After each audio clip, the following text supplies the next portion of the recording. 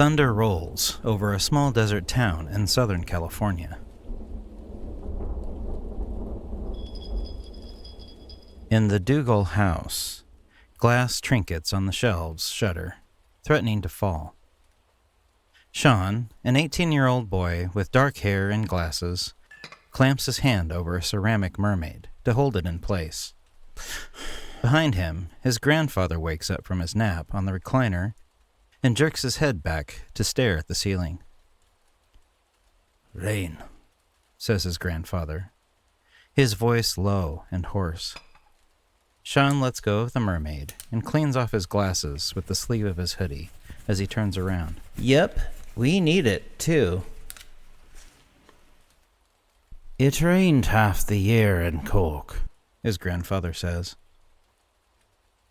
"Mom will probably get back before it starts, though," Sean says, ignoring him. He didn't care to hear another speech about how great and or horrible things were back in Ireland. Sitting down on the faded orange sofa next to him, Sean returns to organizing his college registration papers on the coffee table. Does he want a single dorm or a roommate? After years of being an only child, maybe he isn't equipped to handle sharing a room. Then again, he could benefit from the change. The recliner to his left squeaks, and Sean looks up to see his grandfather padding over to the window. The pitter-patter of raindrops fills the living room as the storm begins. Sean frowns, keeping an eye on his grandfather's balance. "Do you want your cane?" he asks. His grandfather shakes his head and lifts up a trembling hand to peek through the blinds. He sighs. "It's been too long," says the old man. "It's time." Sean picks up a pencil and starts to fill out a form. "Time for what?"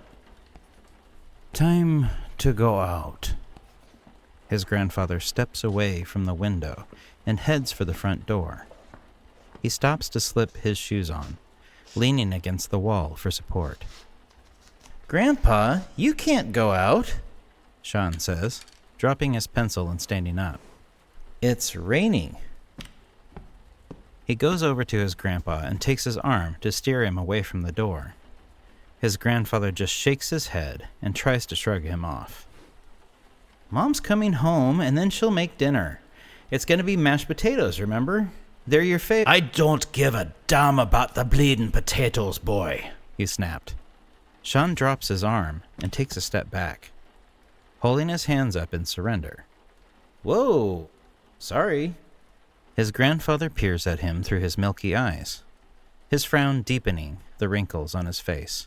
"I can't be running and hiding from every April shower, can I?" "For one, it's May. And two..." Sean stops and grumbles when his grandfather turns away and opens the front door. "Grandpa, we can go for a walk when it stops. I promise." "No." His grandfather halted in the doorway and twisted back, pointing a skeletal finger at Sean's face.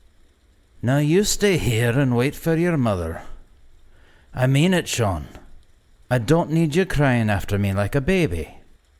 "No one said I was crying, old man," Sean huffs, folding his arms across his chest. His grandfather's face softens, and he smiles. "This old man just has something he's needing to do." "Fine," says Sean. "But when you get a cold and die, I'm telling Mom it was your fault." His grandfather laughs. "You're right about that, my boy." "It was my fault." With that, he closes the door behind him. Sean rocks back on his heels, torn between worry over his grandfather's health and his need to respect his wishes. He shakes his head to clear his thoughts and walks over to the window, pulling up the blinds to see outside. A few yards into the street, his grandfather makes small, unsteady steps. Sean adjusts his glasses, contemplating getting his cane. However, the old man had been so adamant about not being followed that Sean figures he can deal with a fall on his own. Time inches by as he slowly makes his way further and further down the street. A dull roar replaces the pitter-patter. The heavy downpour makes it difficult for Sean to see. His grandfather can't be that far away, but the blurry figure seems smaller than it should be. Sean takes off his glasses to once again wipe them clean with his sleeve, putting them back on only when he's sure every smudge is gone. He looks back out the window, squints his eyes, and frowns. As he continues to walk, his grandfather's steps become sluggish. His arms dangle at his sides, as if held down by some enormous weight. Sean presses his nose against the glass to get a closer look, worry and guilt bubbling in his stomach. His grandpa's head seems to sink into his shoulders as his back hunches forward.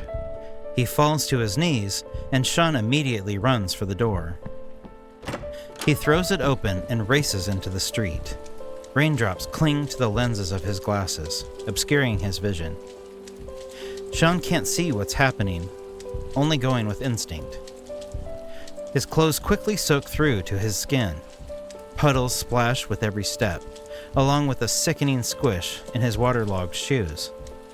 The little moving shape of color Sean knows as his grandfather appears to crumble as he gets closer. Cupping his hands over his mouth, Sean calls out for him. "Grandpa!" His voice cracks, and tears sting his eyes. Sean wonders how he knew he would come crying after him. The worry and guilt in his stomach turns into nausea as the shape collapses, no longer even half the size of the old man it started out as. Sean stops and calls out again. "Grandpa!" But it just turns into a sob. He trudges forward, his pace much slower with the weight of all the water in his clothes. When he reaches his goal, he kneels down into the puddle to find nothing but a pile of clothes. He picks up his grandfather's plaid shirt, but it slips through his fingers like mud. Sean holds back another sob and plunges his hands into the clothes, only to be met with some thick, slimy substance. He digs through it, hoping that somehow he can pull his grandfather out from underneath. The rain keeps pounding down on him, thunder shaking his bones with every boom. What remains of the clothes dissolves in the water, leaving only wet pavement behind. A car pulls up, stopping next to where Sean sits in the road. The door opens and his mother steps out. "Sean? She crouches down next to him and shakes him by the shoulders. Sean!" But Sean doesn't respond. He just stares at the pavement and the water rushing over it. His whole body just aches with guilt. Sean closes his eyes and leans into his mother, wrapping his arms around her and holding on for dear life.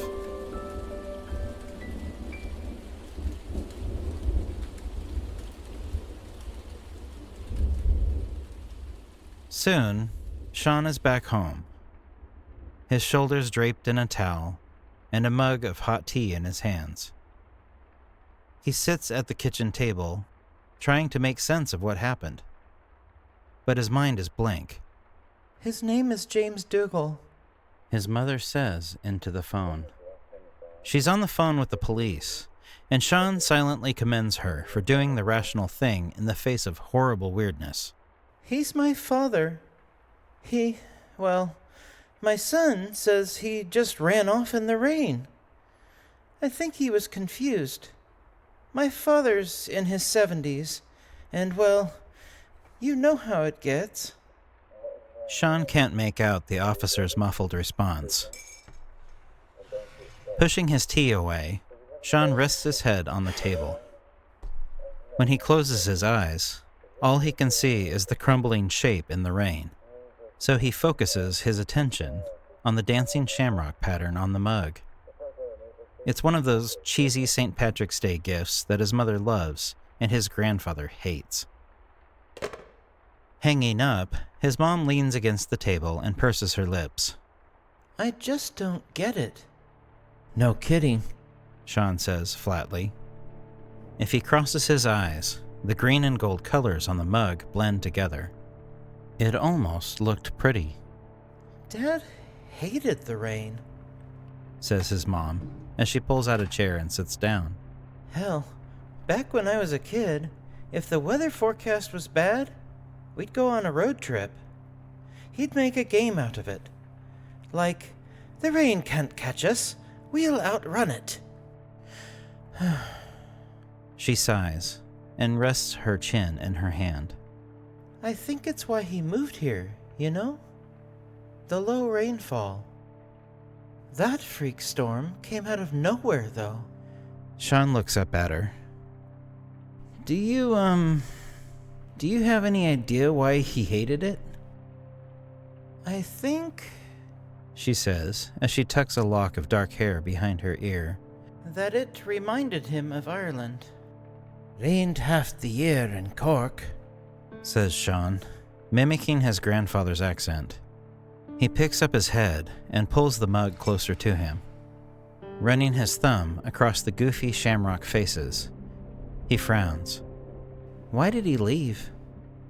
Oh, the mystery of my father's great departure. Says his mother with a small smile. Probably running from the mob or something. You know all those stories he would tell? About him and his brother trying to be con artists when they were your age? Sean nods and smiles. Yeah, they'd paint rabbit skins and sell them as seal skins, But the trick, says his mother, holding up a finger as if to give Sean his cue. He gladly complies.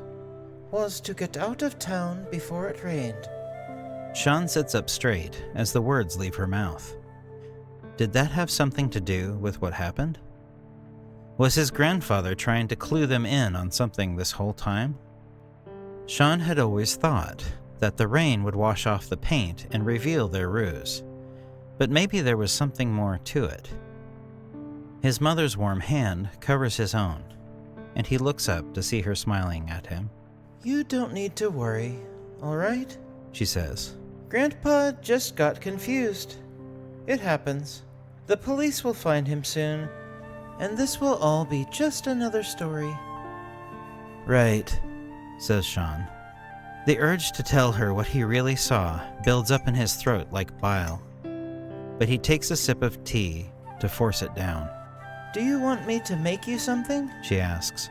Sean shakes his head. No thanks.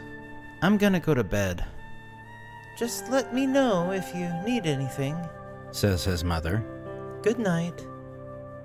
Good night, says Sean, as he gets out of his chair and gets up from the table.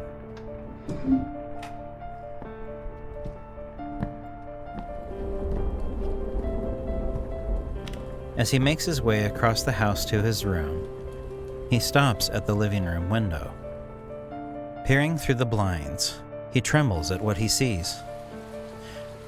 The storm is powerful, destructive. It whips the branches of sturdy trees back and forth until they break.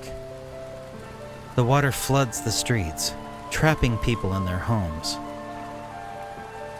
But the storm is also cleansing. It washes over the little town like baptism, removing all sins. The sunshine tomorrow will be brighter and more beautiful than ever before. Sean wonders why his grandfather fled the rain for so many years, but shakes his head to push away the thought. What's important is that he faced it, this unknown force that dissolved him in minutes. That night, Sean dreams of seals, their smooth bodies and slippery skin sliding through the infinite depths of the ocean.